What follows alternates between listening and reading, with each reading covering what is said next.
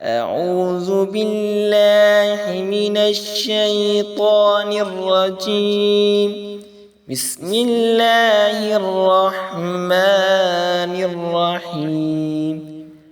رسول اکرم صلی اللہ علیہ وسلم نے فرمایا، جو شخص مصیبت اور پریشانی کے وقت یہ کلمات پڑھتا ہے تو اللہ عز و جل اس کی پریشانی کو دور فرماتا ہے اور اس کے کام کا انجام بھی اچھا فرماتا ہے اور اس کو ایسا بدل عطا فرماتا ہے جس پر وہ راضی ہوتا ہے۔ تو وہ کلمات یہ ہیں: اِنَّا لِلَّهِ وَإِنَّا إِلَيْهِ راجعون، اِنَّا لِلَّهِ وَإِنَّا إِلَيْهِ راجعون۔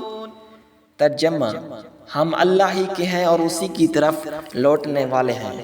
اللہ تعالیٰ سے دعا ہے کہ اللہ تعالیٰ ہمیں اس پر عمل کی توفیق عطا فرمائے۔ آمین ثم آمین۔